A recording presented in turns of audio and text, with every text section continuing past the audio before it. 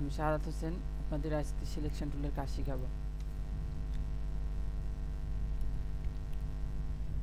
Selection tool, তার আগে জেনে নেব যে আসলে আমাদের টুলসগুলো কি কি। টুলসকে কয় ভাগে ভাগ করা হয়েছে? টুলসকে 4 ভাগে ভাগ করা হয়েছে।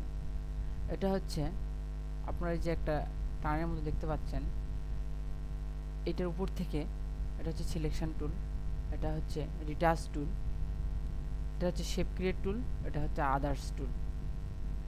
তো আপনি সিলেকশন টুল দিয়ে কী কাজ করতে পারেন দেখি। এক একজন সিলেকশন করে যখন দ্বিতীয়টা সিলেকশন করতে যাবে তখন আর করতে পারে না, সেটা দেখাবো। সিলেকশনের মোড হচ্ছে 4টা: new selection, add selection, subtract from selection, intersect with selection. তো আমরা যখন নিউ সিলেকশন করব, দেখেন নিউ সিলেকশন যখন করব শুধু একটা সিলেকশন হবে, বাকিটা উঠে যাবে। যখন আপনি একটা ড্র্যাগ করবেন তখন একটাই হবে, বাকিটা কেটে যাবে। যখন আপনি দ্বিতীয়টাতে যাবেন, অ্যাড সিলেকশনে যাবেন, তখন দেখেন একটা আছে, পাশে আর একটা করা যাবে। সরি, একটা আছে, পাশে আর একটা হয়ে যাচ্ছে, হচ্ছে না? এই তো হয়ে যাচ্ছে। বাট আপনি এতটুকু অংশ, শুধু এতটুকু অংশ রাখবেন বা এতটুকু অংশ কেটে ফেলবেন, কিন্তু কিভাবে? আপনি সাবট্রাক্ট ফ্রম সিলেকশনে যান,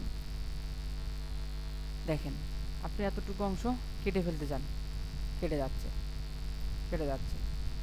আবার আপনি মনে করছেন যে আমি এতটুকু শুধু মাঝেরটা রাখবো, সাইডে রাখবো না, তখন আপনি সাবট্রাক্ট ফ্রম সিলেকশনে যান।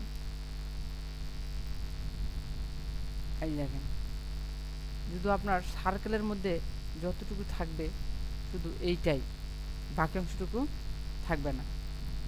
সাপোজ আপনাকে দেখাই, আপনি একটা সিলেকশন করলেন,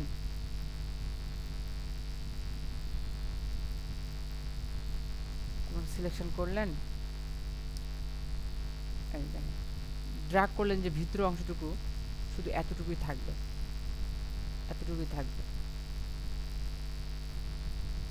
ওকে, thanks friends, my YouTube friends and Facebook friends.